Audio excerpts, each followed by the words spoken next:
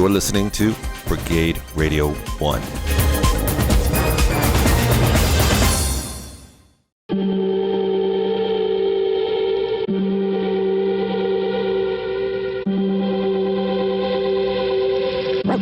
Welcome to the Antisocial Show. They're coming. They're coming. They're coming. They're coming to get you.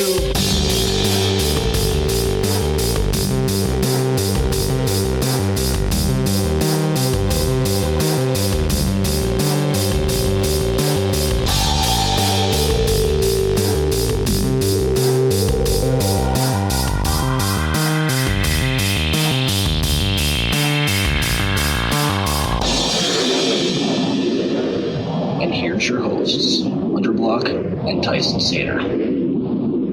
Hello, everybody. Welcome to another episode of Anti-Social Show, the only show that believes you need a little con in your life at least once in your life. I'm Hunter Block, and he's Tyson Saner. Hello, Tyson. Hello, Hunter. A little con, like the con of man, so dark is Dan Brown style. No, talking Da Vinci Code. What the con? Like a Comic-Con. Like Khan, Wrath of Khan. The Wrath of Khan. No, Starship Enterprise. Like Genghis Khan. Oh, sorry. Yeah. No, I meant Comic-Con. But you see, in our world, we just call it a con because we know what we're talking about. But so anyone that's not into comics or collectibles or cosplaying, they're called cons, like Comic-Cons. But you just call it a con. Like, yeah, I'm going to go to the con this year. Mm-hmm. Our guest tonight recently went to Dragon Comic-Con, if I'm saying that right. And he just got back from his trip, and we're going to hear all about it when he comes on the show tonight. Cool. And, yep. And he's definitely a repeat offender on the Anti-Social Show. Yeah, meaning that he came back. He's a great guest. Yeah, it's really nice of him to spend time with us. It's nice of anybody to spend time with us. But Korey's done the show now. This will be 3 times, although it's more than 3 episodes certainly, because we broke up into 3 parts. This is very true. It's very cool when we can actually take a single recording of a guest and break it up into like 1 or 2 episodes, or even 3. It's actually easier to do that. It was easier to do that in the past when it was only an audio medium. It is much more difficult to sell that as a video medium, because on the audio one I could just throw on the that's all the time we have for Antisocial Show. I'm Tyson Saner. And I'm Hunter Block. And I'm Hunter Block. Yeah, be decent to each other. Absolutely. Yeah. Absolutely nothing. And then war. What is it good for? Nothing. Absolutely nothing. Nothing. Nothing from nothing leaves nothing. Nothing. You gotta have something. Gotta have peace. It's consolidated. Yeah. Sorry. Anyway. Yes, there will be tangents. Now, Tyson, let's touch briefly on the paradox. Touch briefly on the paradox. When will our awesome listeners be listening to this particular episode? Oh, I hear what you're saying. Okay, well, it's getting harder and harder to project into the future the more of these that go into the archive unedited, because it's like 10 now. So that means almost a half a year into the future. Okay. Sort of. Yeah, because 10 would be 20 weeks. 26 would be a year. So 13 will be half a year. So 3 more. If we do 3 more of these, it'll be half a year. It'll be 6 months before anybody hears them. Yes. So unless I am able to release them every week, which I really can't do. But I might have more time soon, which isn't much more time, but I might. And that's a teaser for things that I can't talk about right now. But it will come up in the near future. It is Labor Day, ladies and gentlemen, right now. Labor Day 2019. You're probably listening to this at Christmas time now. No, actually, it's closer to Thanksgiving, I think. But okay, so if let's theoretically say that you're listening to this, dear listener, at Thanksgiving time. That means I would have been married. Just gotten married October 13th, And of course, now we are Tyson and I are working hard on promoting the Christmas, the charity with the breakfast with the charity thing, with the thing, and the combat radio thing. Yeah. I'll get it right. Mm-hmm. Okay, I'll get that right. L'chaim. But I'll get that right. So anyway, dear listeners, since this is Labor Day, but what is that? It is not a sponsor. Since this is around Labor Day. Ooh, it's apple cider. Apple cider. Yeah, I'm trying to get good gut flora going because I have having a flare up of diverticular with little. I should drink that. I got this, and they also make kombucha. It's all about it's probiotics and getting a good gut flora. So I've also had like my banana and yogurt breakfast today, but I did go on a liquid diet for like a day and a half the last 2 days. My brother's actually on that right now for a different reason because it is now theoretically Tuesday for me, which means Labor Day is now over for me at least. But it's 9:30 for Tyson, which means it's still Labor Day for Tyson. So on Wednesday, my brother is going to the doctor, and he's getting a camera shoved up his rectum. Oh, yeah. And he's getting a colonoscopy, so he cannot eat anything until Wednesday. I thought you were going to say he's doing a Gaspar Noé film. Right. No, that's all right. That's a very specific film reference. I don't even know if any of Our audience members have ever seen a Gaspar Noé film. I'm not sure it's pronounced Noé, but you know. So, since they might theoretically be listening to this particular episode around Thanksgiving, then you know that we are promoting the Christmas breakfast.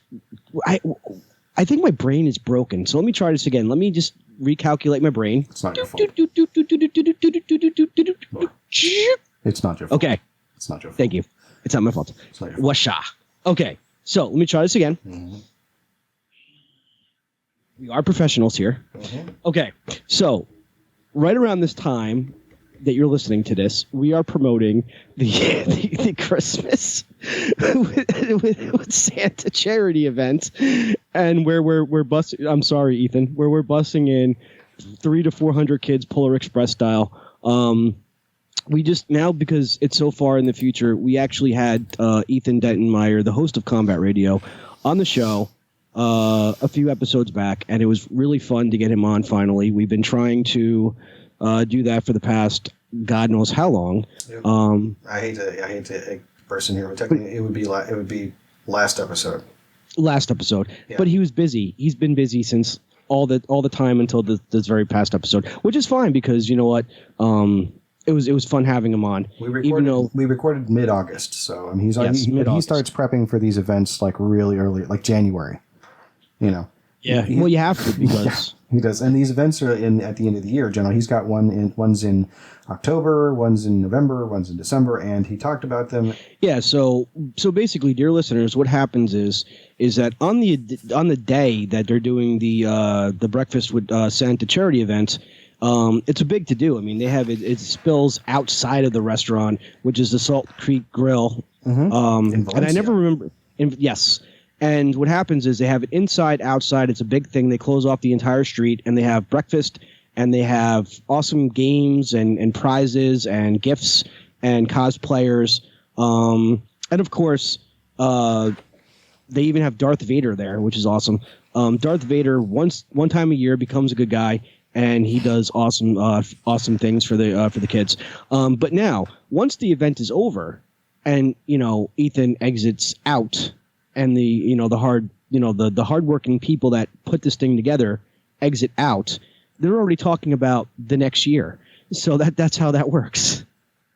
Yeah. I actually remember in an episode of Combat Radio where Ethan was saying that once it was over and it was just him and whoever was with him, they were having coffee and it was over, they were already talking about the next year. So that's how big the event goes. I mean, the event is huge, and so think about all the people that when you go to like Combat Radio Imaging, which Tyson's responsible for doing the editing and the uploading of the videos and things like that. So when you see this event on YouTube and you see that all the people are there, But just imagine all the people that are helping behind the scenes that you don't see on the video. People like Tyson, myself, and a slew of others that you don't see that are, spreading the good word. And you can too. It's like it's not a matter of listen. I understand that sometimes money's tight, and even $10 can seem like a lot of money if you don't really have a lot of money. So there's other ways you can help. You can share the link on your social media. You can spread it to your friends, your neighbors, your coworkers, and just by doing that, you are a part of it. So, and I'm moving my hand like Bernie Sanders when he talks for some reason. You ever notice like how Bernie Sanders goes like this when he talks? He just goes like this when he talks. He's like, yeah, he goes like that. Yeah, like, certainly. I mean, yeah. I feel like Bernie Sanders. You know who does a great Bernie Sanders impression? Who? I'm going to point to the box. James Adomian. Okay. He's got a new podcast called The Underculture with James Adomian, and he does many voices on there, including Bernie Sanders. And I listened to one really good episode where he does his Paul Giamatti impression, which I've heard before, but it's always fun listening to him do Paul Giamatti because it's a hilarious impression. And it's he basically has a guest. He starts the show with a little skit, basically a little improv skit with some people, and they do characters back and forth. His guest. So the premise of the episode I listened to is that Paul Giamatti has a podcast, and his guest is Quincy Jones. And Quincy Jones is played by Jerry Minor, and then they just improv for it's like 20 to 30 minutes. And then there's an interview segment at the end of the show where they just talk, as themselves, and then, that's the thing. So also there's one episode he did it was Chris Matthews from Hardball. I didn't know he had a Chris Matthews impression. It was pretty funny. It actually made me listen to the peculiarities of Chris Matthews' speech more closely the next time I listened to him. And he had a guest whose name I cannot remember, but she did an impression of Alexandria Ocasio-Cortez, also known as AOC. Let's see here. Because you're the host of Succotash, you're exposed to, and you get to listen to a lot of new podcasts that maybe like you wouldn't have been exposed to before, since you do a lot of clips and stuff like that, and you do a lot of uploads for the show. Boy, don't I know that. It is true. It is you find yourself listening to, you're listening to conversations, and that's part of the thing about listening to lots of podcasts is you're listening to lots of people talk. And you're listening to them interact in a way that you can't interact with, but you are still, it's like you're a fly on the wall for their conversation, which is pretty much it. Sometimes it's funny, sometimes it's not, sometimes it's scripted, but when it's conversational stuff like this, who knows where it's going to go. We sometimes have ideas, how it works. But this is the thing: is I listen to easily, in order to look for clips. If I'm doing this at a clip of a show every 2 weeks, which it has not been at this point in time. In this real point in time around Labor Day, I've not been able to keep up with the show every 2 weeks. I've got one I'm working on, and it'll be out soon. Soon, it'll be out certainly by the time people hear this. But it's, so you find yourself listening to at least 4 to 5 shows like this, in a week. And some, looking for clips or different ones. Types of shows like this. Also sketch shows, and also episodes that are of celebrities who have a podcast, just to see what, or if they have a new podcast, if it's, because celebrities don't really need that much promotion. And that's what Succotash is about, really. It's basically, clipping and essentially promoting smaller podcasts or podcasts that have just started, or, maybe they've established themselves a little bit, but they don't have a lot of attention. And, I don't know if it works, but that's the idea of it. Now, I have clipped people much higher profile before. Like I did a show where I had I just wanted to see how much I could jam into one show. So I had a show that had clips from Whoopi Goldberg giving an interview to Oprah. And, or there's Katie Couric having her show that she has, and I don't remember what it's called, but it was on the Three Amigos, except it was two of them. It was Two Amigos, rather. So it's Steve Martin and Martin Short, because they're touring the country and doing comedy shows and stuff. And it's cool. So I got Whoopi Goldberg, Steve Martin, and Martin Short in the same episode, But that's only 2 of the soundcasts. There were 4 others that I can't remember right now. But, there's a lot of good content out there, and it's not all coming from celebrities. So, it's also true. It's also not all coming from improvisers. There's a lot of great content coming from improvisers. Don't get me wrong. For the Succotash that I'm working on right now, there's a show called Bullseye with Jesse Thorne. And I've got Jeff Goldblum. Ooh, talking about a movie called The Mountain, I think, which is probably already out by now. I got to tell you a funny story since you mentioned Jeff Goldblum. And I mean now, not future now, when people are listening to this. I mean like right now. Now. It's probably out. Right. It might even be already on video. I don't know. Sorry, what? So while it's happening right now. Jeff Goldblum. So a quick funny story about him is when I was about, I don't know how old I was when The Fly came out with Jeff Goldblum, but my mom decided to take me and my cousin to see it, The Fly, right? Mm-hmm. And right when he starts turning into The Fly, that's when my cousin decided to lose his shit and cry and scream, and we had to like take him out of the theater. You know, when you know he comes out of the thing, or he's like trying to drag Gina Davis to the pod, and she starts like ripping off his like maggot face, and she's like, "Oh my god!" Yeah, that's when he lost. It was his maggot face. His maggot face. His maggot face. So simple and divine.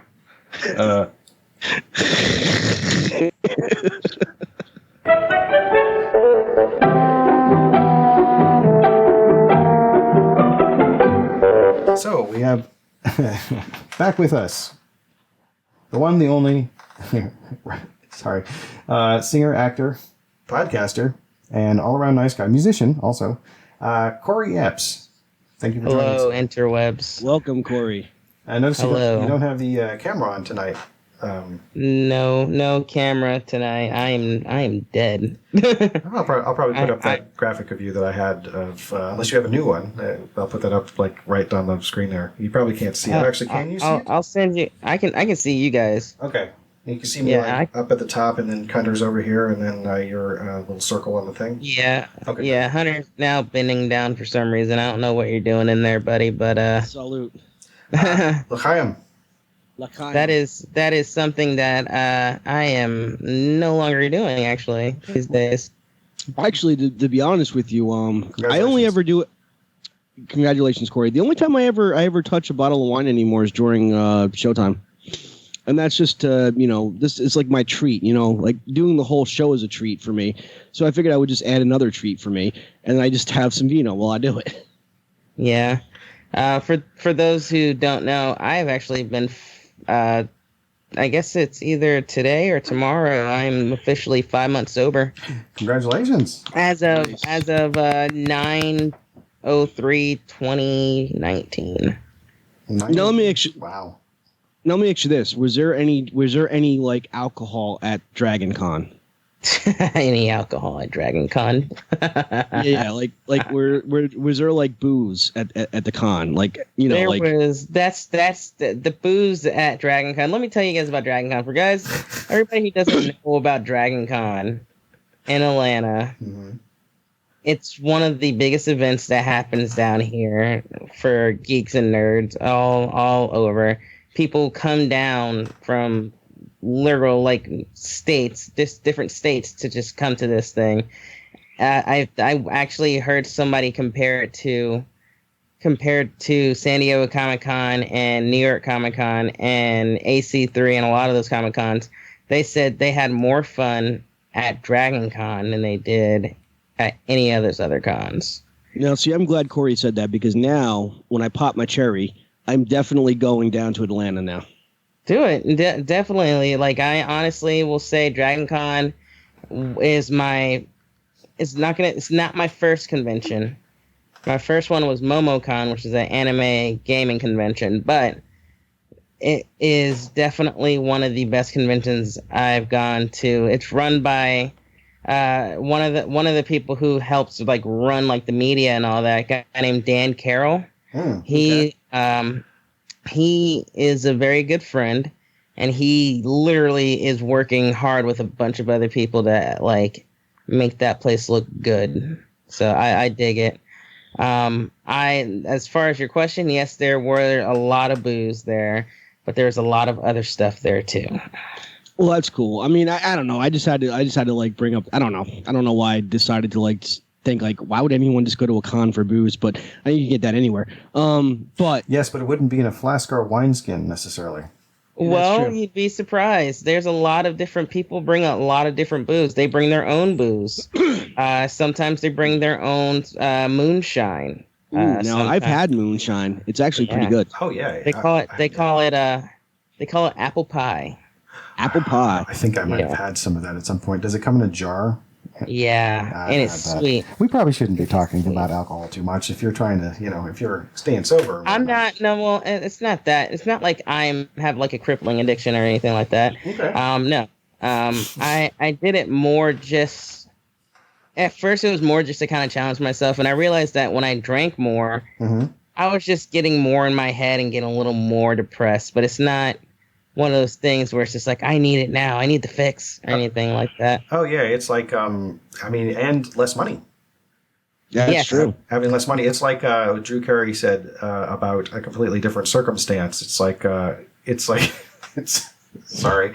When I'm on the ground, it's kicking me in the back of the head and spitting on my neck. True. Or no, that's Now- something else. I'm conflating memories of things. So yeah, I'm drinking apple cider vinegar with Meyer lemon and whatnot, and getting my gut flora going again because I had some flare up happening with my diverticulitis, and I don't want to go to the hospital. So Yeah, no, that's a bad thing. Just promise me, guys, one thing, that you'll never go to a brony con. Like, I ever. can't promise that. No, if they ask me to do a show there, I mean, if they gotta pay, they got and they're paying me, I'm gonna do it. Okay, if you get paid for it, you can go. But I don't want to see you guys dressed up in like My Little Pony shit and be like, Well, I don't know that I'd take it. It depends. I haven't seen what the costumes look like. This thing about Bronyism, I understand what it is. But I heard about it, and then I actually decided to make a decision as an adult to watch the new series. It was just the first dual episode. My Little Pony Friendship is Magic, right? Now, I love animation of all types, So that's my main draw. And I watched it, and I was like, yeah, this is fun. I get it. I didn't watch any more episodes, but I was like, I totally get why people like this. So, see, here's my problem. Like, I don't mind, like, obviously, as an adult myself and almost 40 years old, like, I don't mind, when people go to comic book conventions, obviously. I don't mind, like, cosplay conventions or Dragon Comic-Con, anything like that. But I just can't, like, get it out of my head. Like adults, like, and I know, I'm being like hypocritical right now. I'm being a hypocrite, but I just think of like a bunch of perverts because they're all men going to a thing that's like, thing? Yeah. I just think of like, I don't know why. I just can't get it out of my. It scares me, I guess. well, it's It's called prejudice, Hunter. It's okay. It happens. right. I mean, kind of work through it. But I understand, there's a fixed image of something because, I mean, if you hear something like, I don't know, Korey, have you ever seen any of these My Little Pony Friendship is Magic, that series, or even any of the original series? No, but I've had a run-in with a brony before. Was he an asshole? Yeah, this was years ago when I was working at Target, actually. And I was an electronics employee, and I worked electronics and toys and everything in the back, basically. A guy came and was looking for a brony, and he just, like, we told him we didn't have it, and he's just like, well, it says in the store that you guys have the figure here, and do you mind checking in the back? And it's just like, oh, he was looking for a pony. You said he was looking for a brony. Yeah, no, he's looking for a pony. Oh, he was looking for a specific pony. Okay. Was it like And Midnight Sparkle or something? I can't. Or Twilight Sparkle?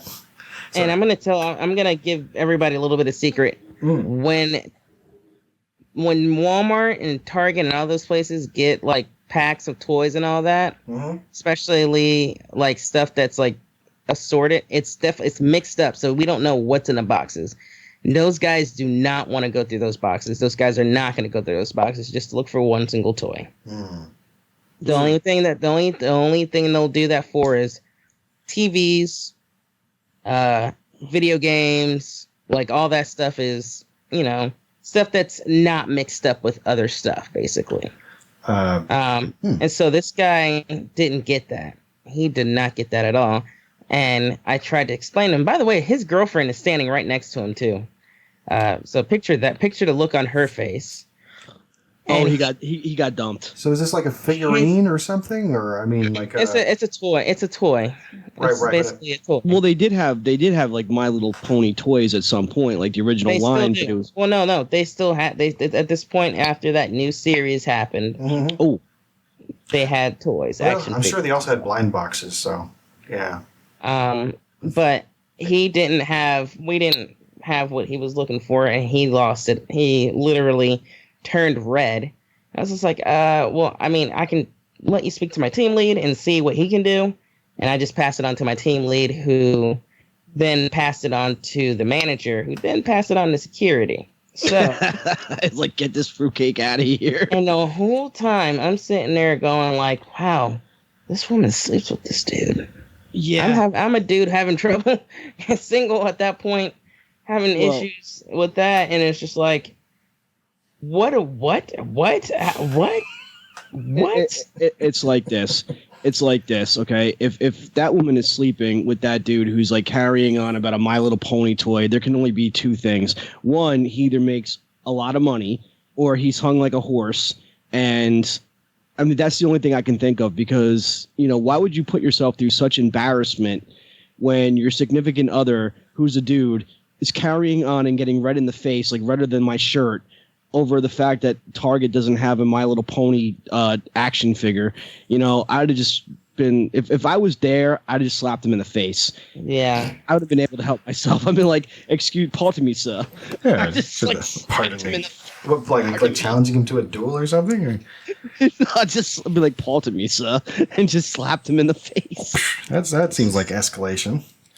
Well, I mean, I wouldn't have been able to help myself. It's like, okay, have you ever, like, okay, obviously, like, you don't go out of your way to, like, you know, give, like, you know, you don't go out of your way to be sarcastic or, like, anything like that. But Me? did you ever listen?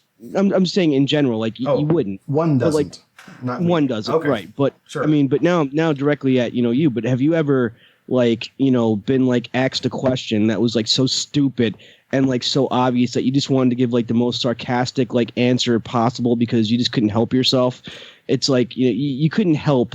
You know, your filter, your brain to mouth filter just went away, and it's sure. just like, Yeah, I'm sure I have. Yeah. I'm sure I've said some Yeah. awful things to people So that I regret, you know, because I thought they were funny or because I just was depressed, you know. And when you're depressed, you lash out at people. who don't deserve it, you know, or you know, and because I mean they make sarcasm look so fun on TV. well, that's my whole point, though. My whole point, though, is I don't think I'd be able to stop myself from wanting to slap this man in the face because he's getting upset over No, here you go. a pony. It's like, come on, dude. Like, really? You're going to put yourself through this embarrassment, your girlfriend through this embarrassment because, you know, Target doesn't carry a pony. It's like, you know, you can't get your brony fix. You know what I mean? Like, how I was introduced to the whole brony phenomenon. Like, I've never heard of it. Like, probably never would have.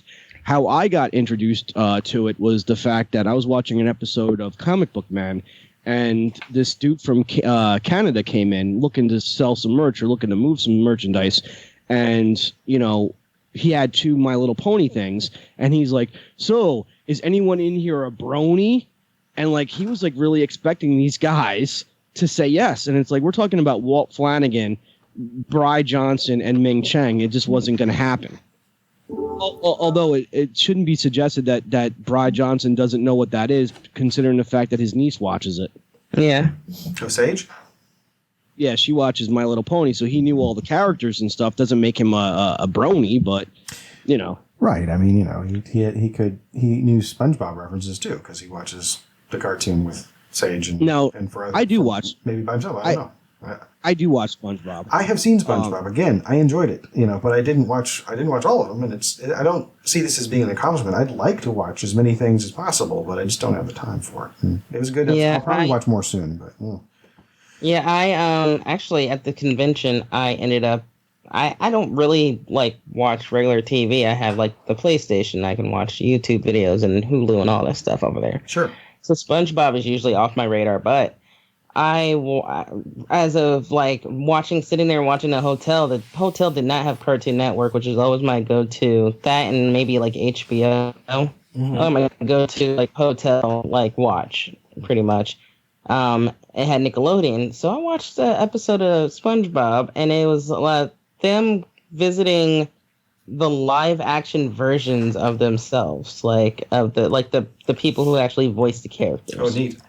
So yeah, and it's funny to see. It's funny to see the Kragan, from Highlander, aka what's his name? I know his name, but I'll wait. But you know who I'm talking about, right? Clancy Brown. Yeah, you guys. Clancy Brown, and it's funny to see him do the Mr. Krabs voice. Oh my God. As a real life, and like him doing Mr. Krabs voice in real life. Oh yeah, it would be. It was actually funny watching SpongeBob do an impression of Mr. Krabs because he made him sound real cheap. He's like, "Oh, I can do an impression of you, Mr. Krabs," and he started doing it. He's like, "Every night I tuck my wallet in and give it to bedtime. Good night, Wallety. Oh, me daughter Pearl needs an operation. I'll do it myself and save a nickel." That's not bad. Yeah, you should go into voice work. I thought about it actually one time or another. Sorry, you went too far away from the microphone there. No, I said I thought about it at one time or another, doing some voiceover stuff. But my voice, honestly, isn't what it used to be. Going back, let's say, my voice compared to now isn't the same as it was, let's say, 3 years ago. I could do impressions a lot better 3 years ago than I could now. It happens. Well, just find your strongest impressions and lean into them.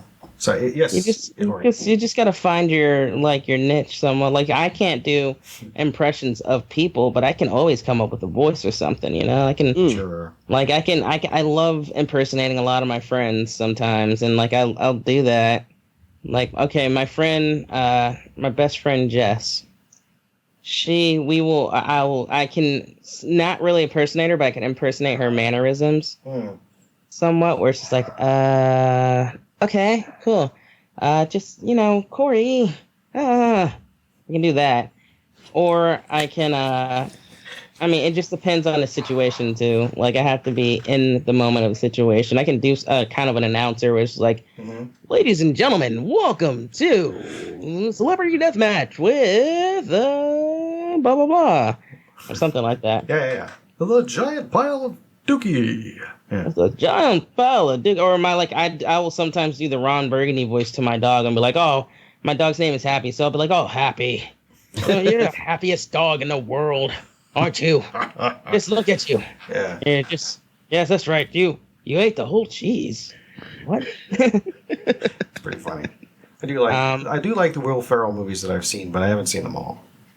Yeah, Anchorman's one of the classics. It's pretty good. I actually saw a Semi-Pro not that long ago. I thought it was pretty funny. Yeah. And I could give two craps about basketball.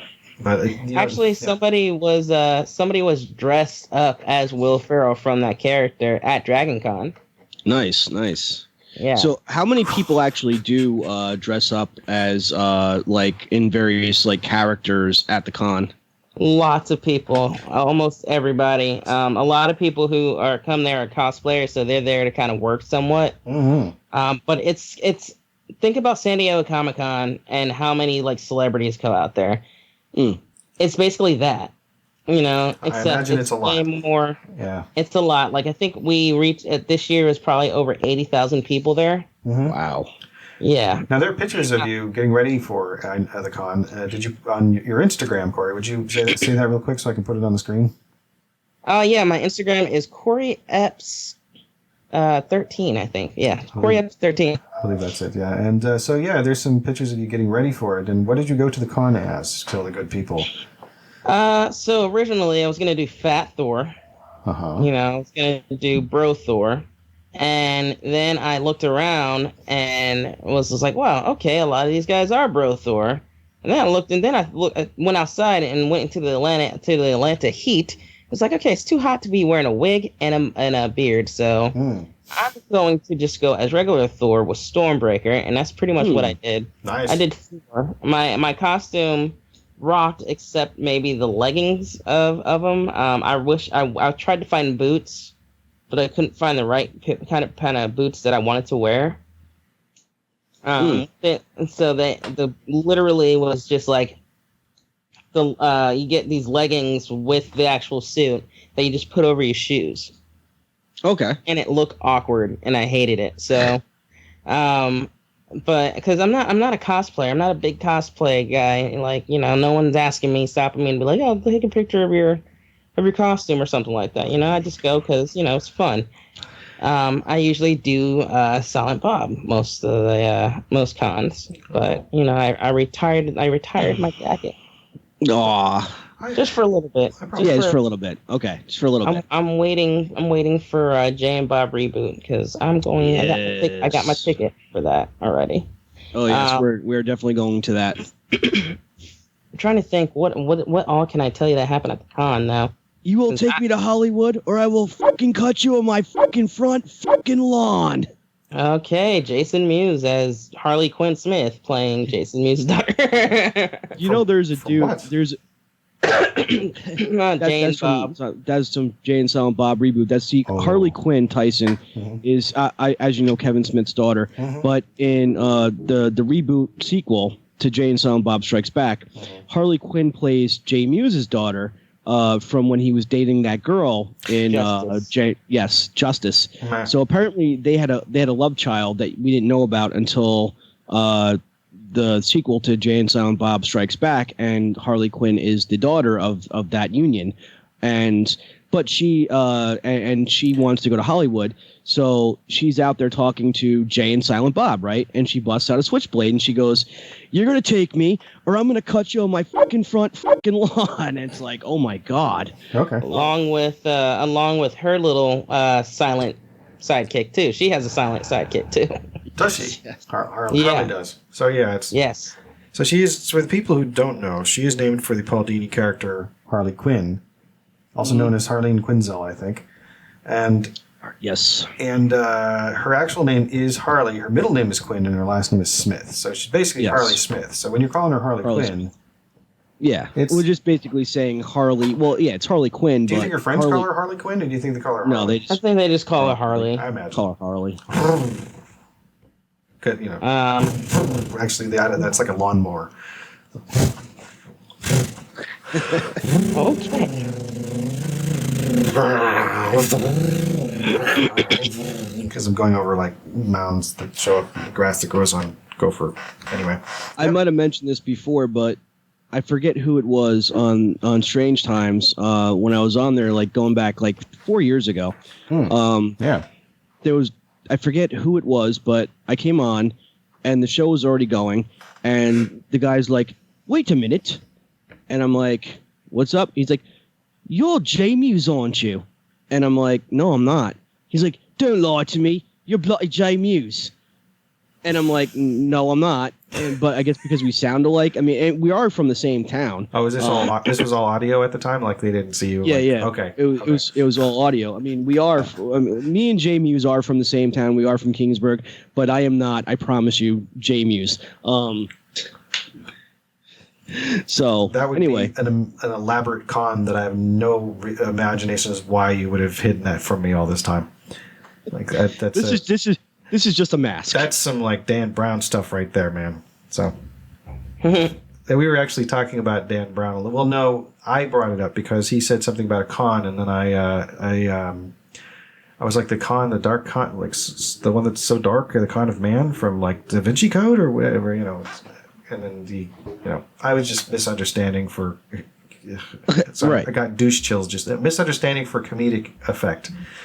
For comedic effect. Yeah. Comedic effect. This is coming pulling soon back the curtain and revealing the process. Goodbye. Goodbye.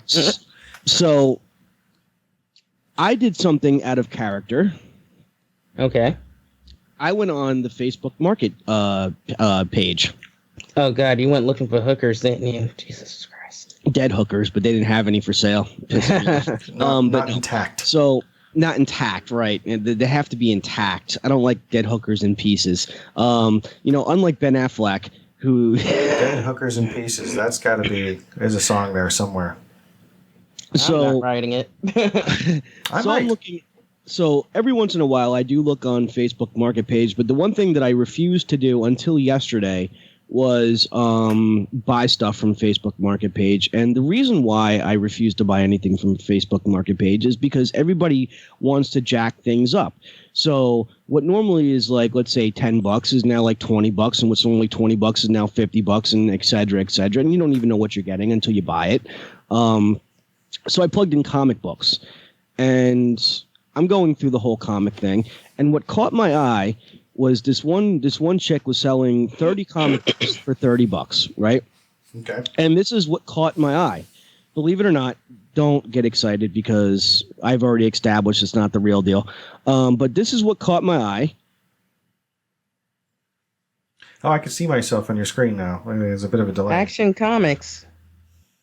Is that Superman #1? Yes, that is. Put that closer to the camera if you want, so we can see the. Yeah, pretty cool. From June 19, what does that say? 38. Yes. So right away, because I was tired and not really paying attention. Tired and not paying attention. Two terrible things that go worse together. I immediately thought that I found the original comic, and that the whole thing was like, that plus 29 others was $30, right? So I circled it and I sent it to Jesse, and I'm like, look what I found. And I'm like doing a happy dance outside. I'm like, I found a #1. I found a #1. And I'm like, I'm really fucking excited now. I'm about to come my pants. That's how excited I got. Wow. Right? Because I'm like laughing at myself. I'm like, haha, this dumb I know, Tyson. I know you're going to have to bleep that out. But I'm like, this dumb don't know what they got. And I'm like really fucking like, And then Jessie, of course, drops the A-bomb on me. She dropped the fucking atomic bomb on me. She's like, babe, I got bad news for you. And I'm like, what? Don't fuck my happy time. And she's like, it's a reprint. And I'm like, no. But yes, that is a Loot Crate edition. But that one comic book, according to what she found on Google, that one comic from what is that thing that does? Is it the CGC or whatever it is that grades comic books? Something like that. Yeah. So a Loot Crate reprint of that in mint condition, which that is in mint condition, is anywhere from $60 to $100. Now think about that. If that book in my hands is really $60 to $100, I only paid $1 for it. Yeah, that's pretty great. You know what I mean? Yeah. So there is a lesson to be learned here, ladies and gentlemen. If you're going to sell comic books, definitely know what you're selling before you sell it, because what if that was an original Superman #1, right? It'd be worth like $1 million. It'd be worth like $2.2 million is what the original comic book sold for. It would be worth like twice $1 million and change. And change. That means that I just bought that one that means you just sold me $1 million comic book for $1. So the moral of the story is, please do your research before you sell the comic book, because you never know what you're selling. And this goes for anyone that's like not a comic book person. I mean, it's kind of like that lady that came in from Staten Island that had like a thing full of comic books, and she wanted to sell it to the stash for like a couple of $1,000s, and they're like, you ain't got a couple of $1,000s here. And she's like, what do you mean it's not worth a couple of $1,000s? And we're like, we're telling you it's not worth a couple of $1,000s. So do your research first. It's a little bit of a pain in the ass, but better to be safe than sorry. Here's the thing about it, though. That book right there may very well be worth $60. It may be worth $100. It may be worth nothing, right?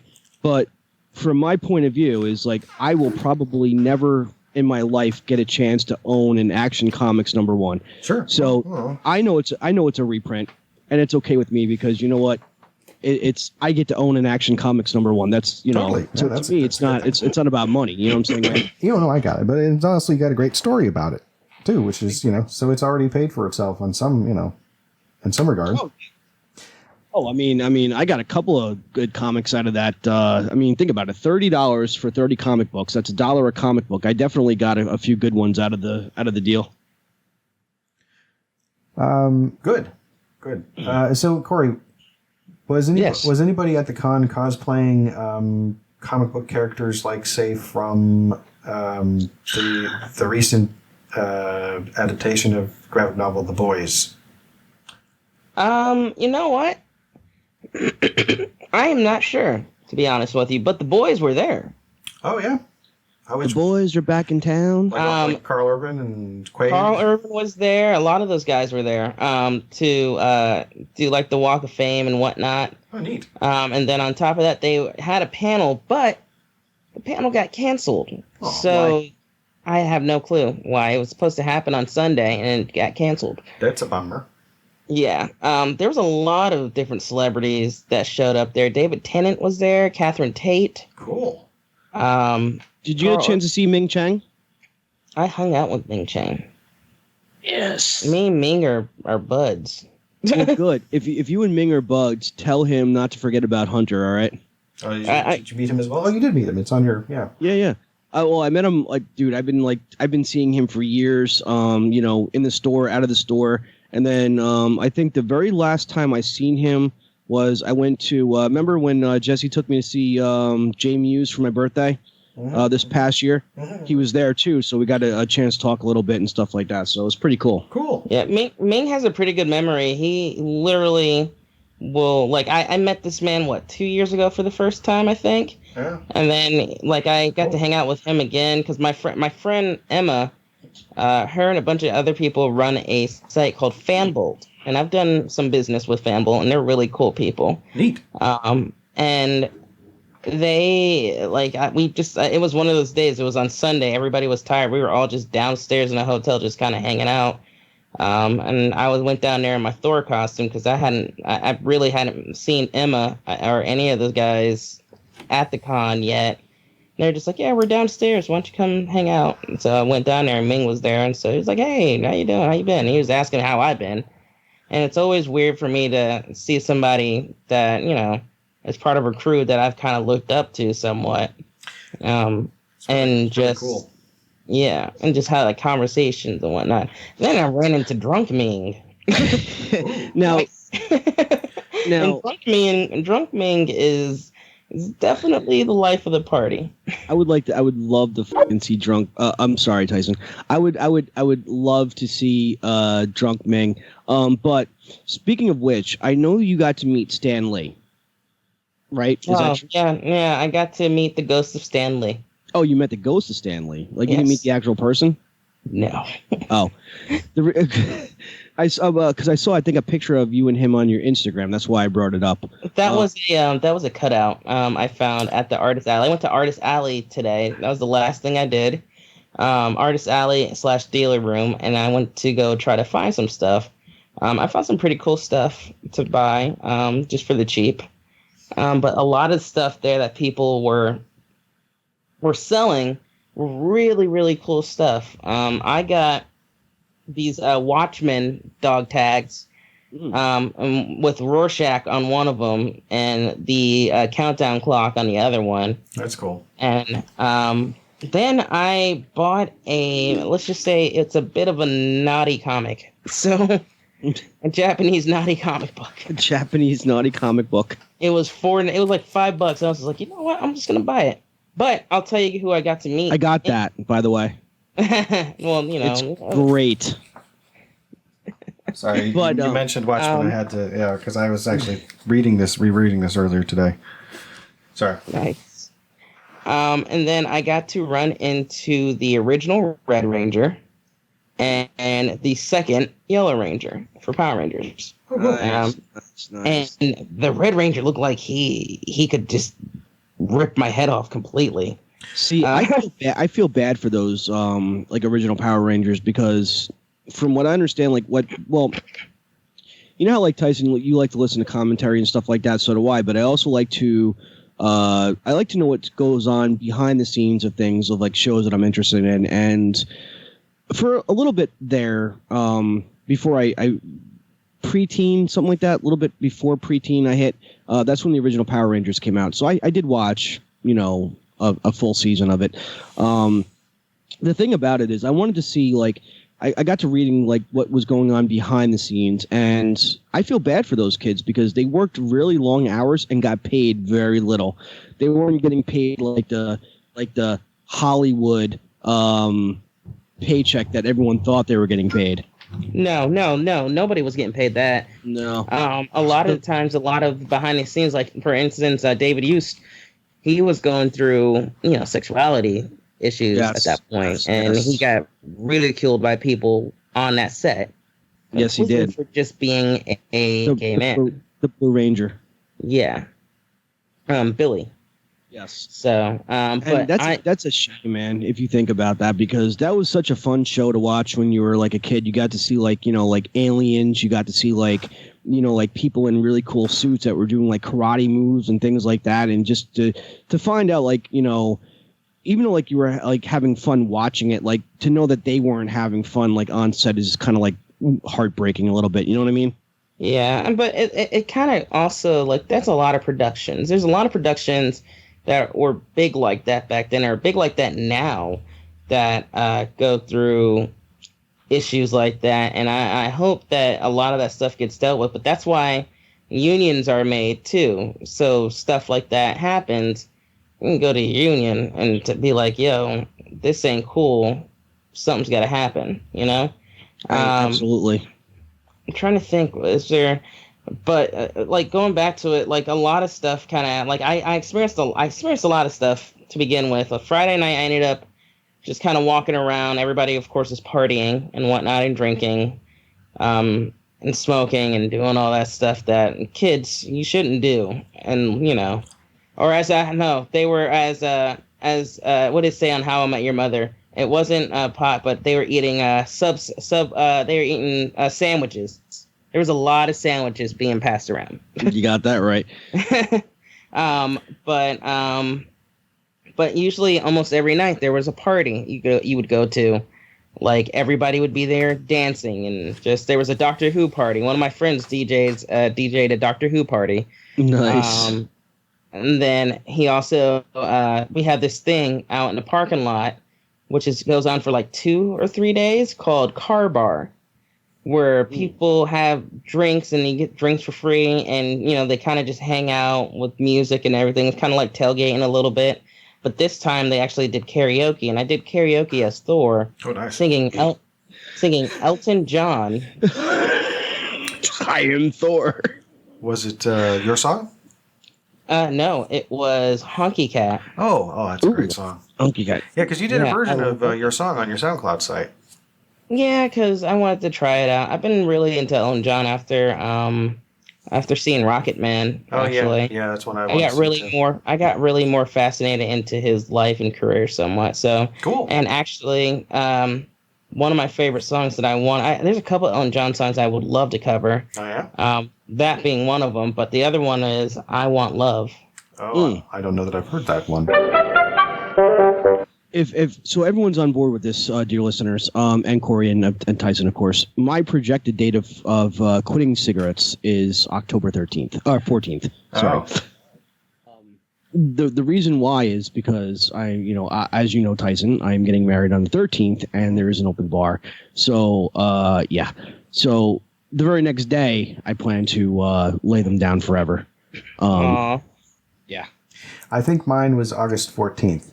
I think it was August 14th in 2014. That's right. And what's actually funny, Tyson, is because the whole time we were talking on the phone in those early days, I didn't even know you were a smoker until you like recently said it like 2 years ago. You're like, oh yeah, I quit smoking. I'm like, wait, you're a smoker? Oh yeah, I had been. Yeah. I didn't even see. Now, were you a heavy smoker? Like, were you like a chain smoker? Well, or no? I was about 60 pounds overweight. But I know what you're saying. Oh, I was too, by the way. You look good though, even back then. Oh, thanks. Well, I looked healthy. I don't know. No, I didn't. I was pale and I had dark circles under my eyes. It was terrible. I was in a bed. That's because you weren't getting sleep. Yeah, there's that too. Luckily, that hasn't changed much, but I'm happier now, so it's okay. Well, the reason why you're not getting sleep now, Tyson, is because you're a daddy. Yeah, and so it's all worth it. So, heavy smoker. What would be heavy? Like over a pack a day? Yeah, a pack a day, like something like that. Like I'm a heavy smoker. I was the pack a day smoker. I was maybe a quarter to a half pack a day smoker. I could be, depending on the day. See, if I'm like at a function, like I'll smoke more if like I had like a couple in me, like a couple of beers or something like that. But like it's like it's like very weird. Like I can go for like long periods of time without drinking at all, anything. But like the cigarettes have always been like my vice. So right around the time you and I met, Tyson. Yes.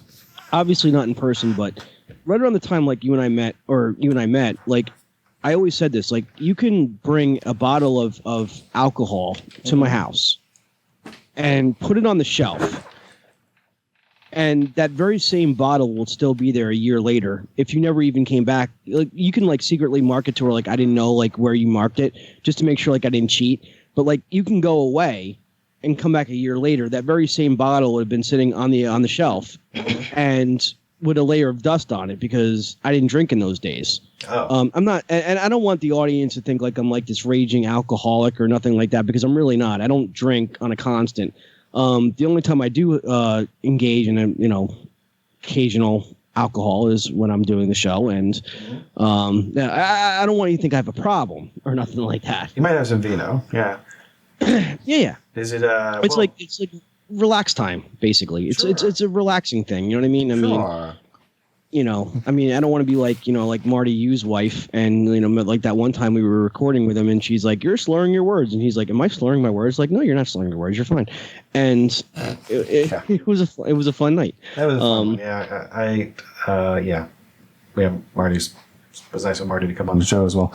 I would like for him to come back too, but of course, Yeah, I'm happy when everybody comes back because then they can talk about what they're doing if they like. Especially Korey. Yes. Hello. Corey. Hi, I'm here. Hey. Yes. So Korey. Korey, I demand that you come back, Korey. Okay. Forever. I'll see what my schedule's like. I don't know. Forever is a long time. Forever is a long time. Well, Korey, Korey, I didn't want to like give away. I'm sorry, Tyson. Just this quick thing. I didn't want to. It's okay. It's like you're not that sorry. It's okay. Go ahead. Go ahead. No, it's okay. I'll wait. It's all content. It's fine. I'm just messing with you. Go ahead. Okay. So Korey, you just put out 3 songs in a burst, 3 new ones, and you added them to the your Reverb Nation. And other things, I imagine. I looked on Reverb Nation. That's where I saw them. So, go ahead. Sorry. I put out. So the weekend of Dragon Con, I wanted to do something special for me, and I put out another EP. So I ended up. So for you guys who have not known this before, I put out an EP a couple years ago called The K Sides on SoundCloud. I took that down, by the way. Oh, okay. Because I want to transfer them to Spotify. So I'm going to do that. But I released another EP called Songs from My Head. It's just some songs that I wrote pretty much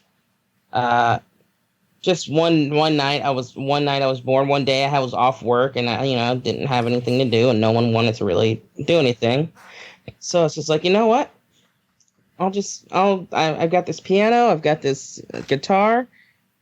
Let's see what I can do. And it's mostly guitar. There's a lot of piano stuff that I did that didn't turn out too well, so that's not up there. But I have 3 songs on there. First one is What I Want. That one's just me kind of riffing about things that I just kind of want, I guess. Sure. One called Love. And that one just kind of a symbol of like what I think kind of what love is, sort of. And then the last one is called Kids. Yeah. And that one's an interesting one because I kind of pictured it from my point of view as a kid, like what people like what have I experienced as a kid, basically, like my first kiss, my first best friend, that was a girl, just like different things, So I liked doing it, and I kind of did it kind of close towards it, because usually when you upload it, you want to give it about 4 weeks somewhat, and then start kind of plugging it towards it so it can show up on the store. But after like I like the name of it. It's something to hold over because I've been working. I haven't really had a chance to work on Love and Liquor in a minute. Sure, yeah. Love and Liquor. I was wondering about that. Yeah, but that's mostly because like I usually started working on that with Jesse Cole, and he's been busy with his stuff and life, and everybody's kind of busy, you know. Life happenings, dude. Life happenings. So, speaking of which, of life happenings, I've invited friends to my wedding that I have not seen in like years, because of life happenings. You know, they got married, they had kids, and it's we go in different directions. But the fact that like you don't lose that friendship, I think. You know what I mean? It's just, you know what I mean? They're not fake friends. So, Yeah. You try know. to keep friends. Yeah, absolutely. Yeah. Korey, what I like about these songs is the first... I would like to hear them. Where can I hear them? Well, I heard of them at Reverb Nation, but Korey, where can they hear them? Everywhere that you can stream and download songs. iTunes, Spotify, Apple Music, and actually Bandcamp. If you really want to support me, you'll notice that on most of the sites that you can download the song, the price is a little bit lower on there. It's like $207, but on Bandcamp it's $3, and that's if you really want to support me. It's gonna be on Bandcamp. Okay. And the pre-order that I did for that one was you get to listen to one of the songs before the actual thing is released. So and that was before, but now it's released, so all of it should be up there. It's definitely an interesting one, and I've got something coming out again on the 20th, and I'll let you guys know what it is as the time comes closer, I guess. Now, if I go to Bandcamp, yes. What name are you going under your name? Yes, KoreyEpps.bandcamp.com. KoreyEpps. Yes. What I like about the songs, aside from how they sound and what they're about, I'm gonna have to listen to them again. But like, I like that the first song's title is kind of like the beginning of a list in which the next two songs are on that list. Yeah. You know what I mean? It's like, well, I say, what I want. Okay. Well, what do I want? Well, I want love. I want kids. Love. Okay. All right. Yeah. Kids, definitely want kids. So it's like you could almost keep going with that, and then it kind of tells a little story through the maybe a second EP with 3 more songs. So you maybe do a trilogy, maybe a quartet, maybe a pentatology, penanteller. GG. Yes, Hunter. I can see your pen is up. Unless that's an ear candle. No, it's not. Yeah, no, that's a pen. Dear listener, I'm the only person out of 3 here that is musically inclined when it comes to playing instruments. But, however, I just recently inherited a banjo. Who is musically inclined? Yeah, I can't play instruments. Oh, no, if you're not musically inclined. You said that you were the only one who was musically inclined. I can't play instruments. Okay, so... Yeah. Okay, I just want to make sure that I heard that correctly. Go ahead, yeah. So the point though is I recently inherited a banjo. Neat. And yes, and a guitar, I think. Yeah, a guitar. Really? And yes. And I would like to put those to good use. Even though I can't play, I'm sure I can learn how to play something or a tune or something, or string. Yeah. But I would like to use 1 or 2 of them, and I would like to record something with one of you guys or both of you guys or whatever. Sure. And yeah, I would like to, because if I don't pick those things up, they will never get used again. And the person that did have them obviously put a lot of love into them when they were alive. And so, yes, I would like to do that. Okay. Is it a 5-string banjo? 4-string? I think it's a 4-string. Is it a smaller one, like a banjolele? No. It's a full-size It's an actual full-size banjo. It's like, all right. Like a long neck. Is it 5-string? You said it was 4-string. I think it might be 5. I don't know. I have to look at it. Yeah, you'll definitely have to look at it. Okay, so that's cool because there's definitely chord pattern charts for banjos if you're interested in making chords. I think I'm going to learn that, dude, because I got to the point in my life very recently, and anyone out there listening that might have a career that let that career get in the way. I got to the point where it's like, if you're going to do something, like you have planned in your life, your goals or something, just do it. Don't put it off. Don't make excuses. just do it. So obviously that, I'm not, if you're going to kill somebody or do drugs, it doesn't apply to you. I'm talking about like stuff that doesn't hurt people, like playing an instrument. I'm talking to you people, not the psycho killer that wants to like get back at his school bully and has like a list of people that beat him up or something like that. That doesn't apply to you. But I mean, you just have to just, if you have set goals, just do it, because you're only going to live once. Right. So in this scenario, the person who wants to do these things hasn't actually done them yet. Who, me? No, the person the person who is the psycho who wants to kill the bullies on the list, they haven't actually done it.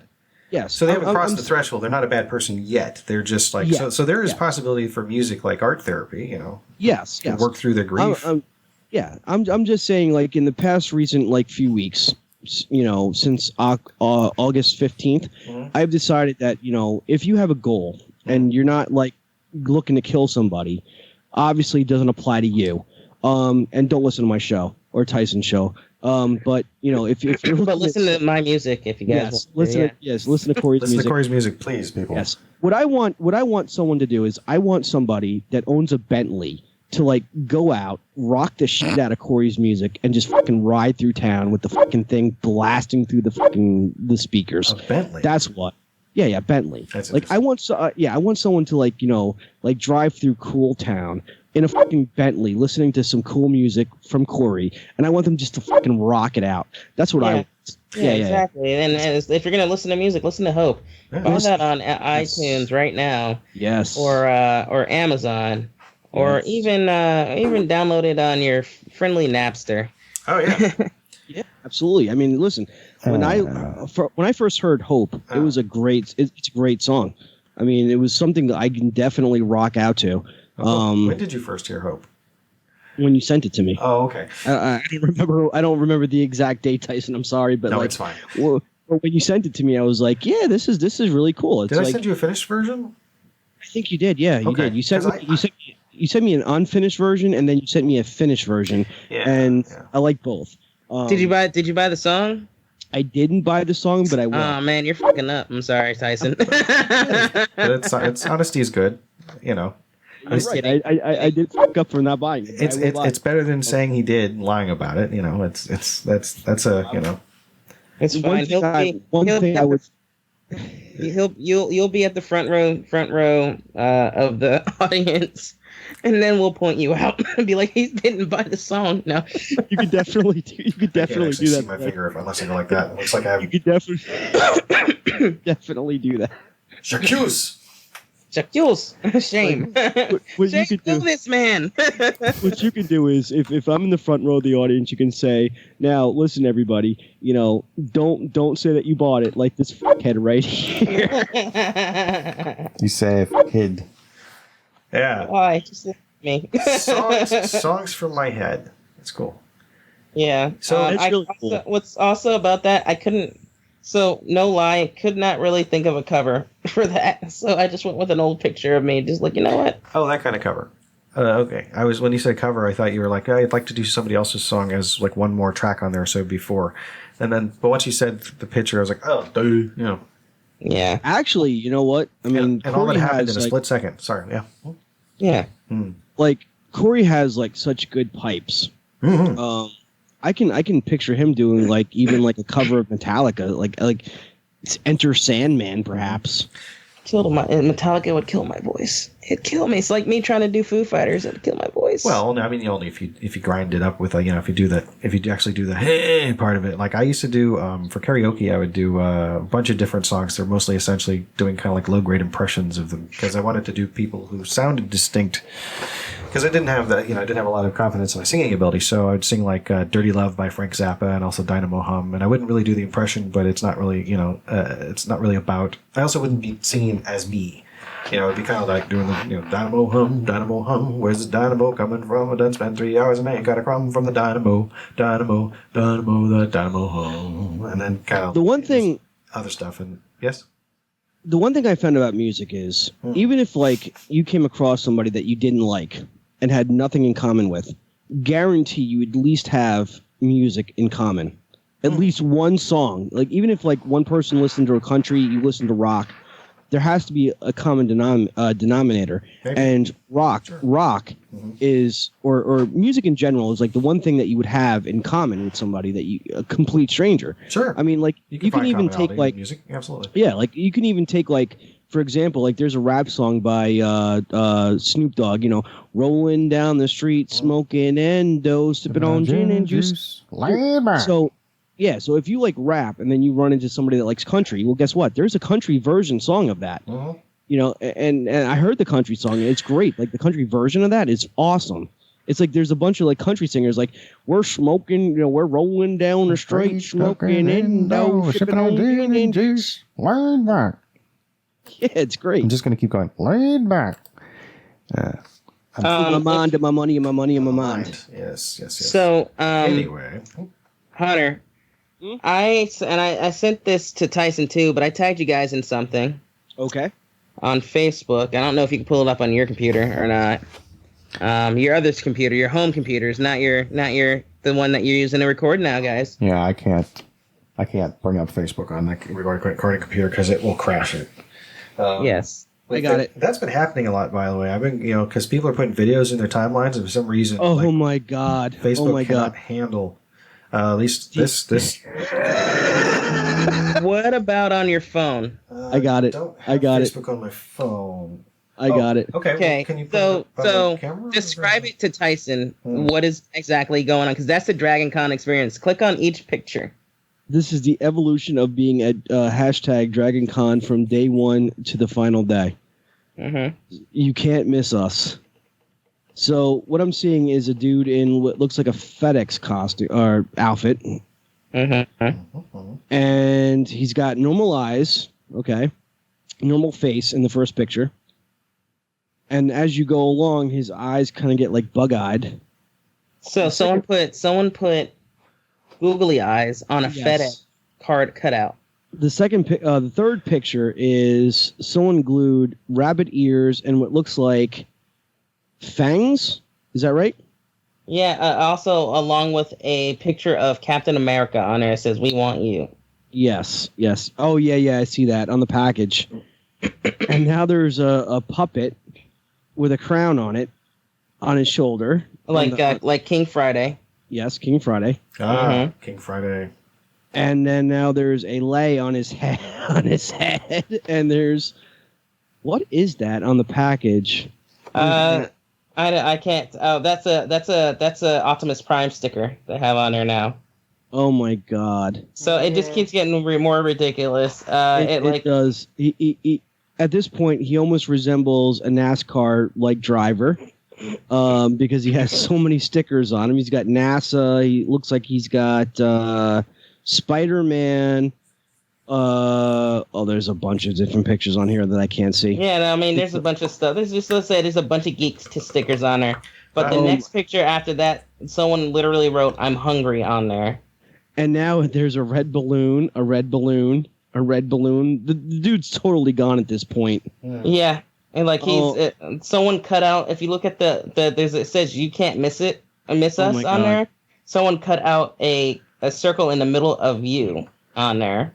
You can bring it closer. It says "I'm hungry," and at this point he's got slurring like drunk words all the way down until he's not there anymore. There's just a red balloon. Yes. Hold on. I got him right there. There it is. Yeah, right there. Yeah. If you can see yourself on the camera, you're in the right place. All right. Yes. I don't see what I'm looking at. It's a bunch of like apology cards. It looks it looks like papers on the ground. He went missing. Literally, it says, like, after that, it says, "I watched you grow, John, and you were taken from us too soon." Wow. Oh, my God. Rest in peace. Yes, R.I.P. And then they Mr. just leave a Shrek, bunch of just, like, they left a shrine for him there, all the way up to a point where there's a bunch of cans on the ground. And then they find John. Someone found the cutout board. They moved it and then found the cutout board, bought it back. And then it says RIP all the way down at the bottom, almost at the bottom. It says RIP 2019 to 2019. Oh my God, yeah. I'm missing so much. You know what I would love? This is what you would experience if you guys both came to Dragon Con one year. I'm telling you, I am definitely coming. You know what I would love to do, but I can't do it. So I'm gonna have to figure another way to do it.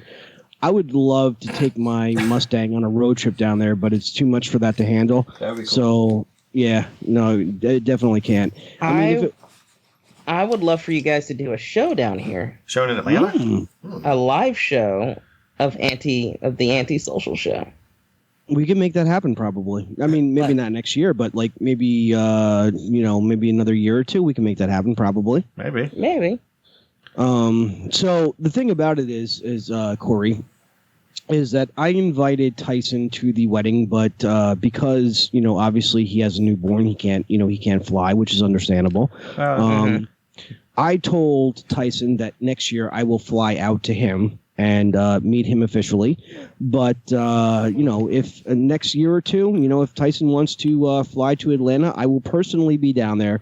And we will do a live anti-social show down there if he's willing to do it. Yeah. I mean, I like the idea. Pressure. I like the idea of doing pressure. a live show. That is my. So I don't want to quibble about word usage, but I'm kind of because Esperado's maybe kind of that way about things because it's very specific words for specific reasons. So when does a baby stop being a newborn? Like how many months or whatever does it take? Would you say? I think what, maybe halfway towards maybe 7 or 8 months. I think almost a year is definitely not a newborn. Well, definitely not a year, yeah, because it's definitely within the first few weeks, maybe even first 3 months. I don't know. So how many months has it been now? It has been he just had on August 27th, which was a week ago. No, I don't know, something like that. It was last week. He turned 7 months. So he's almost out of that newborn. Like he's still Korey, kind of, yes. You want to hear something like really weird and strange? Are you about to do the Dumb and Dumber thing in my ear? No. This is a true story. Very strange. I can't back it up because I don't have it anymore. Back it in. So Tyson decided to announce to everybody, including myself, that he was a father before Jareth was born, of course. Yeah. Well, so it's going to be the Goblin King. Yes, the Goblin King. And I now, if my memory serves me correct, and it's been kind of shit lately, but I think it was either he told me before we made it official on the show, or he told me before, and we just didn't say anything. It was one or the other, okay? I can't remember. Can't remember. But he told me he was being a father either way. So I got all excited, of course, which I was. Right after that, shortly after that, a few weeks later, I got a very strange, or my fiance got a very strange delivery in the mail of Infamil baby formula. And I'm like, that is so fucking crazy. Like, why would somebody send that to us? Like, we're not having a child. Tyson's having the child. So that is strange, right? Mm-hmm. Like, that's weird. Like a Corsican brother situation. Yeah, it was like the weirdest thing ever. It's like, why would somebody send that to us? But yeah, so I'm sorry I never got to send that out. No, it's fine. We're not doing formula. Okay, good. So natural? Yes. All natural. You know what though, dude? Honestly, have you ever had? I'm sorry, but have you ever had breast milk? No. Me? And that? Like tasted it? Yes. Yes.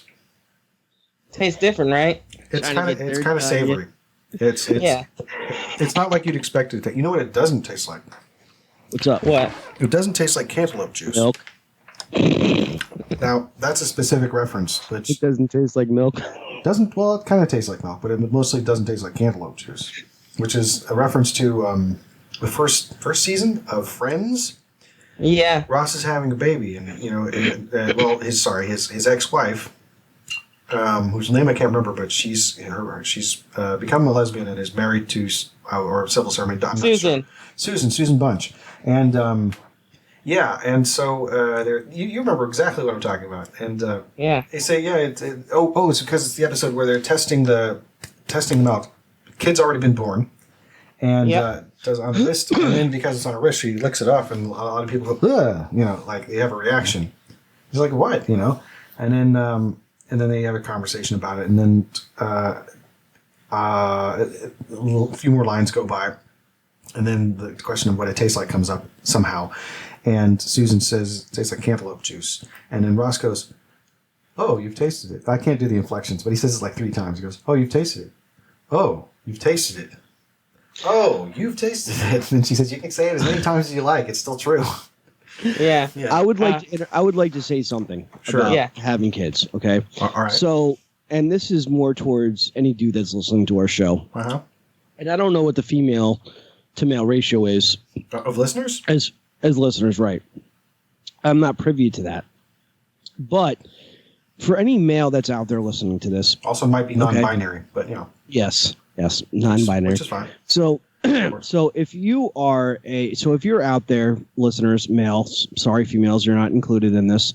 If you're a male and you're out there and you're a geek, like the 3 of us are, and you have a comic book collection or a collection of some sort, believe me, you want to have a kid because you want to be able to pass such awesome collection on. Mm-hmm. Because if you don't, that shit's going in the dump when you die. But you have to make sure and keep... Go ahead. Yes, Corey. No, that's not going to happen to me. I'm taking it all with me. It's going to be Pharaoh style. Oh, yeah. And I'm gonna go out like James Brown. All of it's going to go down with me. You guys are going to bury me in a tomb. Oh, Instead Corey, of Corey, you done fucked up. You man. got really excited about burying Corey all of a sudden. I'm a little worried. No. Let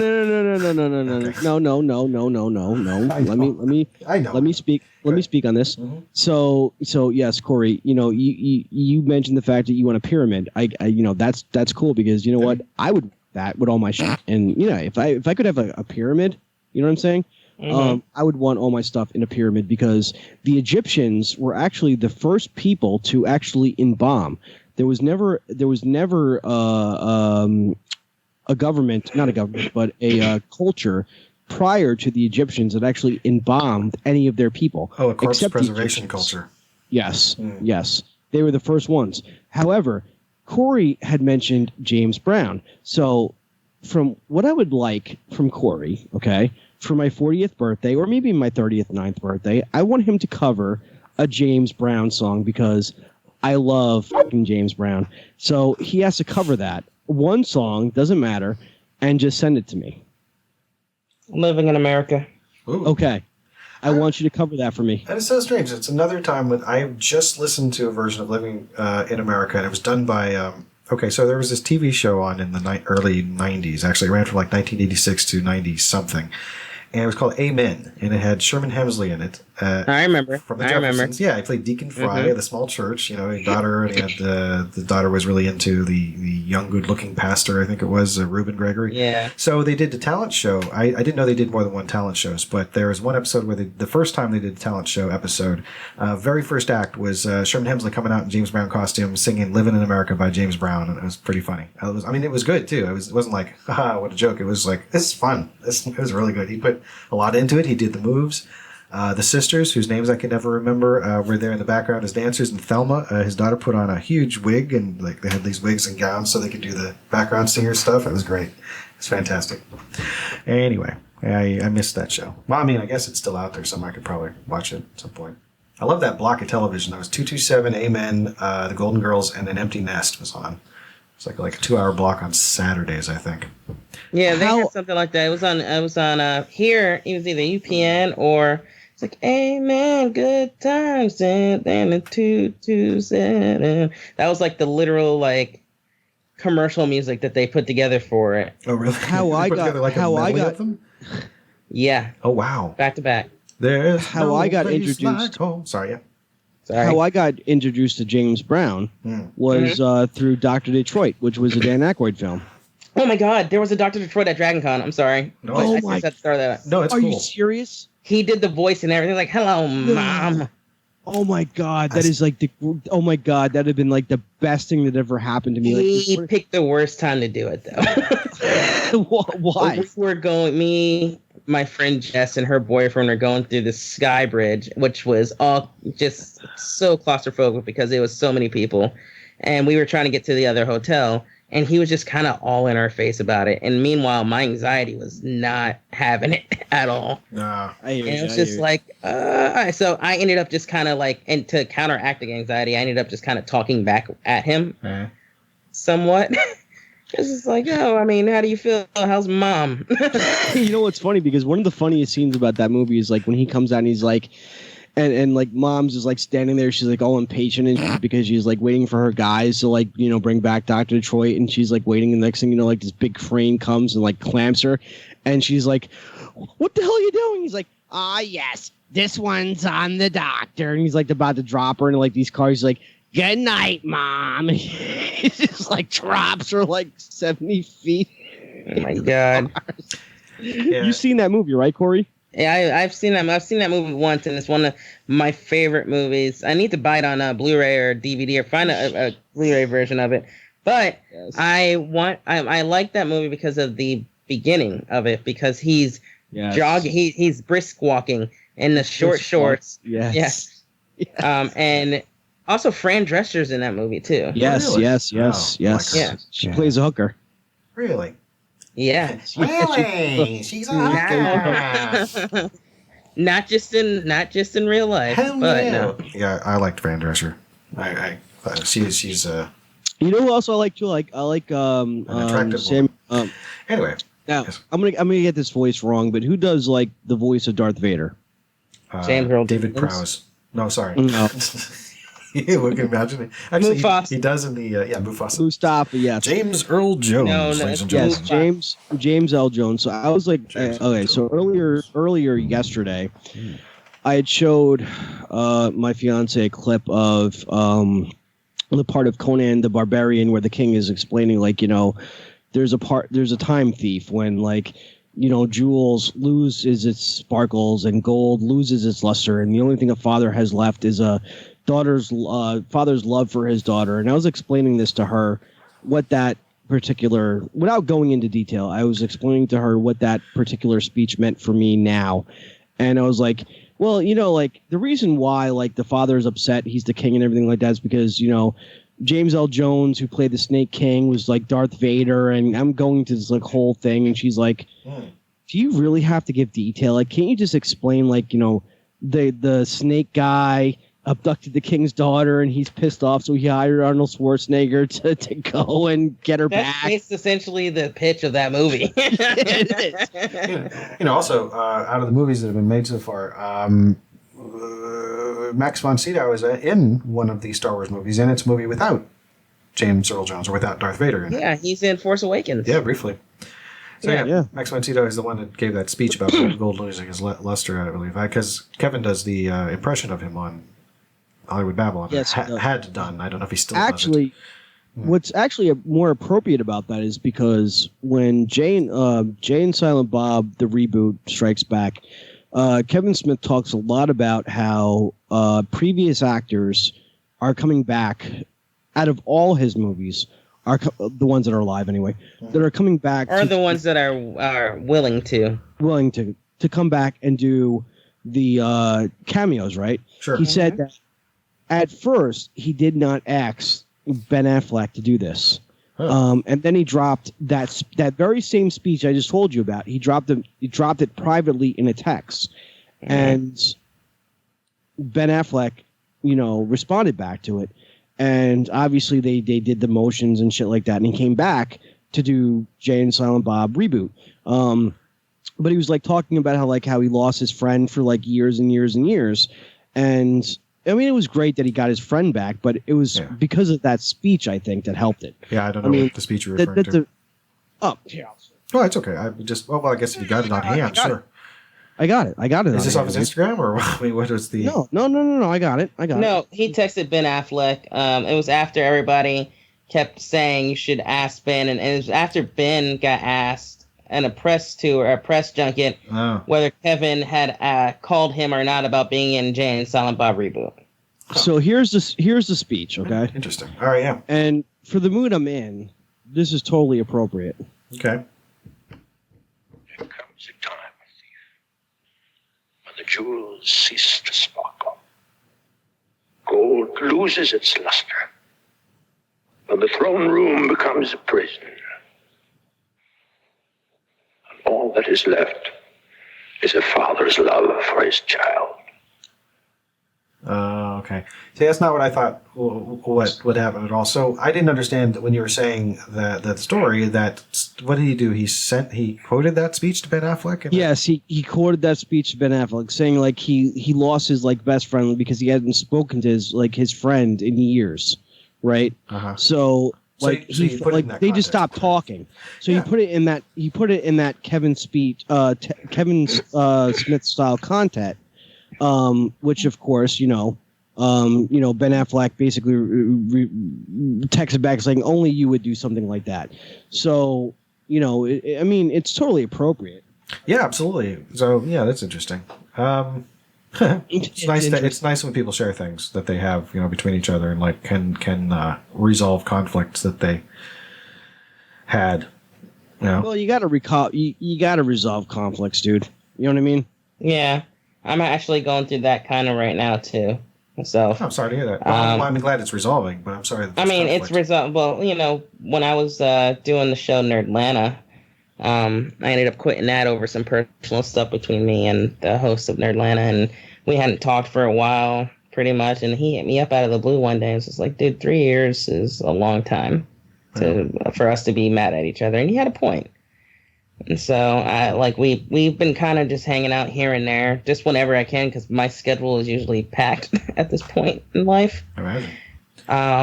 And it's not because I don't want to hang out. It's just the fact that I'm usually super tired all the time now. Dude. Yeah. You know what? Again, it's like me and Tyson have talked about this plenty of times. It's life happenings. You know what I mean? Yeah. It's like when we first started doing Anti-Social Show, right? We would literally do an episode every single week. He would upload an episode every single week, right? Mm-hmm. So the first life happening for Tyson was Succotash. So, he was like, okay, well, maybe we can go to every other week. Every 2 weeks, every other week. And I was like, okay, that's cool. You know what I mean? Yeah. Because it's exciting. I love Succotash, and I don't want to see it go away. And then, of course, he became a father.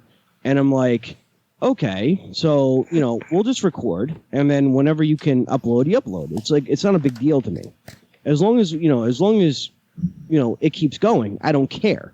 So if it dropped down to like maybe twice a month or something like that, I don't care because, again, he's a father. I can't just say like, hey, listen, asshole. But it was twice a month. It was, except when there's fine. like, 3 in a, Yeah, it's fine because the way I look at it is that, Jareth is the future host of Anti-Social Show as far as I know, or, could be or whatever. As far as like maybe as far as I know, like our kids are going to be doing this someday. I don't know. And they're even talking about how stupid their old men was. Well, I don't know. They'll be wearing those chips implanted. The point. Right, they're gonna be wearing, my daughter or son's gonna be like wearing my moth, written shirt, Oh, with the antisocial logo on it. Yeah. Man, I'm just gonna pass on the moniker of Evil Ted to some poor child that I adopt in the future. I don't know. I'm gonna freaking be like Batman, have a ward. There you go. There you go. Actually, you know what? There was something on Facebook. There's a DC page that I follow that basically somebody posted a question like, all the billionaires in the world, how come none of them thought to be Batman? So I posted like, this is how much it costs to be Batman. And it only costs, I think, like $68 million or something like that. So it is possible for a billionaire to become Batman if they really wanted to in real life. Is that a year or like in total? In toto? Like like $68 million total? Oh, by the way, I'll Google it. Hold on. Nice. Yeah. How much? Rereading that one too. What does it cost to be Batman? To be... How much does it cost? But the human cost is higher. It's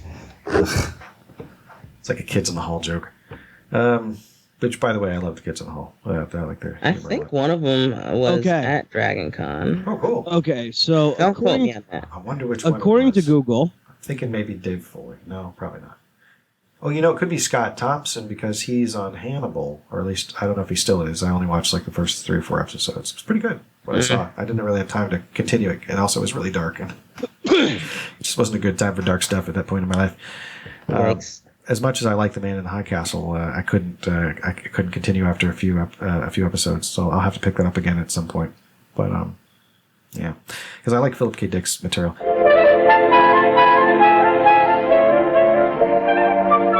So, for a billionaire, okay, according to this, it would cost $682 million for a real-life Batman to fund his world-saving lifestyle, thanks to the price of high-tech cars, gadgets, his mansion, and training. A new infographic says, the infographic created by MoneySupermarket.com looks at how much it would cost to run Batman's empire. So it is possible for one of you billionaires to get out there and be Batman, so get on it. But that gives no context as to far as like how far that money goes. Like, if it just gets you to Batman, then you've got no money left after that. Like, I mean, are we talking like yearly expense? I mean, or just the amount of good years that a person has to like be an efficient vigilante, like, a good 20 years. Yeah, good like 20 years. Because don't forget, Batman was 30 years old when he became Batman. Was he? Oh, he was only... No, in the comic books? Yeah, he was 30 years old. Well, that's like Rocky was 30 when he fought Apollo Creed. They thought he was over. Remember, they said he was too old. They did. Don't forget, Bruce Wayne's parents, they were killed at an early age, right? By the way, we're talking about these fictional people like they're a stand-in for a real standard. Like, you'd want to be in your 20s to be Batman at first, because you'd want to at least have the Well, no, not necessarily, energy. because don't forget. Yeah.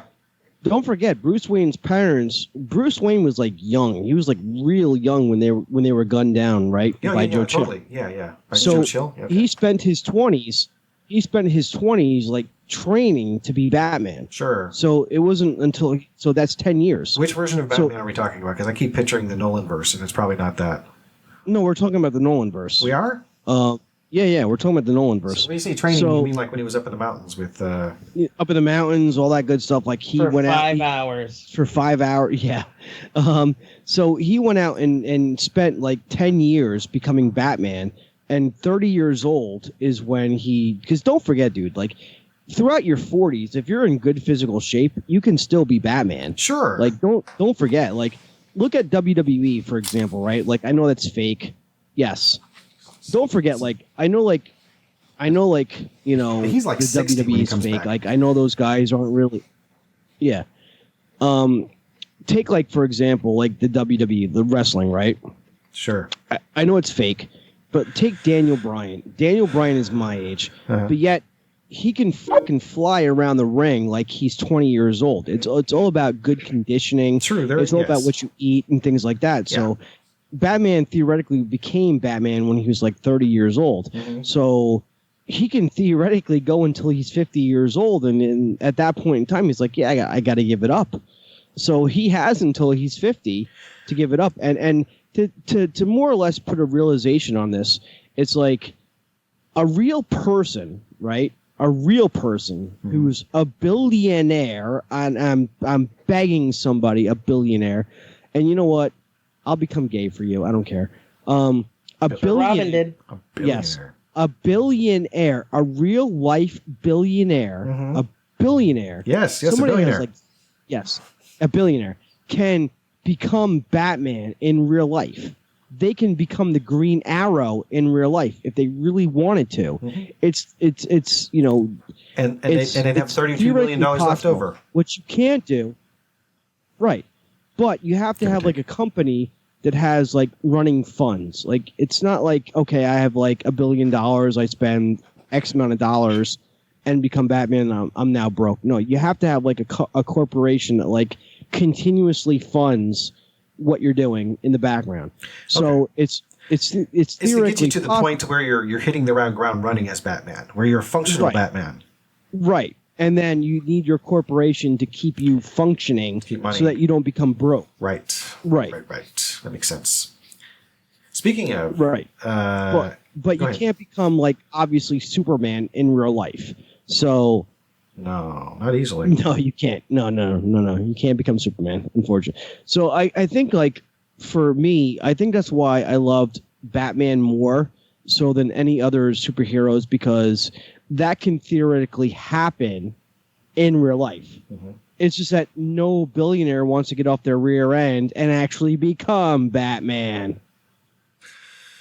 Well, you know. Okay. It's true. I'm just listening. Korey, come on. Korey, come on. You know it's true. I mean, you know it's true. Come on, man. We just haven't met the billionaire yet. But they can't become Jeffrey Epstein, and it takes a lot of time doing that.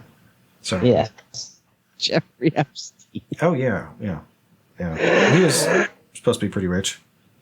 He's dead. Yeah, and he was, garbage. So, he was garbage. So let's be glad he didn't become Batman because he could have become Lex Luthor. Basically, he kind of was actually in some ways. Yeah, he was Lex Luthor. Well, he was like a grifter. Anyway, he's Lex Grifter. Oh my God. Korey, every once in a while, Tyson surprises me because, I'm usually the one that brings up not just me, but guests too in the past. I'm usually the one that doesn't I'm usually the one that doesn't. I'm the one that usually brings up political things and Tyson doesn't. So when Tyson brings up political things, my brain just kind of goes on lockdown because it's like, did he just say what I think he just said?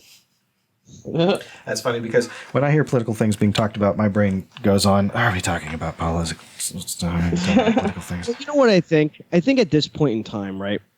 And as I said this plenty of times, this show, Anti-Social Show, is supposed to be a show to get away from everyday reality. So if you're having a bad day, something really bad happens, whatever it is that's happening in your life, politics included, this was supposed to be the show to escape it for like an hour. You can escape right? your head. Yeah. Escape your head, right. But it doesn't hurt once in a while, to bring up politics, especially if we have a platform in which to do so. I'm not much of a political person. That's one of the reasons why I like podcasting is because I can escape from the political stuff like that. So I'm not really much of a I'm not much of a political podcaster. That's somebody else's. You know what's funny? Field. You know what's funny? Like I'm not don't get me wrong. I'm not much of a political person myself, right? But I did become a political person when Trump became president. Okay. All right. We'll just leave it at that. Cool. All right. So Korey, you were telling me you were moving some arcade machines or something. I remember looking on your Instagram. I think it was or no, that was Instagram. By the way, your Instagram is what again? Korey Epps 13. So it probably wasn't on your Instagram that you were doing this, but I don't remember. It was on my Instagram. It was probably on my Instagram stories. Okay, cool. So what I do almost every year now, the venue that I used to do Nerdlanta with, I became good friends with them. A place called Joystick Game Bar over on Edgewood Avenue, in Atlanta, Georgia. It's an old school arcade game facility. Basically, they go in their bar. They have all kinds of board games, old school video games. Oh, cool. Turtles in Time is there. Really? I haven't played Turtles in Time. We had Turtles in Time there. But so every year, Joystick comes out, brings out a couple of their arcade machines. We have a couple independent people who bring in their arcade and pinball machines and stuff. And we set up an old arcade, and we all kind of just set up a booth and experienced Dragon Con that way. So cool. I love doing that because it's been my third year, I think, doing it with them now. Third or fourth year doing it with them right now, and I'm good friends with a lot of those people. So it's one of my favorite things to do because I get a pass for free first off. So. Nice. That's awesome. That's joystick with a Q at the end, right? I don't think so. I think it's not JOYSTIQ. I don't know. Okay. To be honest with you, I just call it joystick. Me and my best friend from childhood would spend so much friggin' money on arcade games, especially Mortal Kombat. We would just go there after school and go into the arcades and just spend so much friggin' money and get so pissed off that one time we were so close to winning that the game screwed up and ate our money, and we're like, "You damn son of a bitch! We're so close. And you took our damn money." Oh yeah. These are lethal. So Korey, among the games you moved, was Mortal Kombat one of them? We had Mortal Kombat 2. We had X-Men. We had Turtles in Time.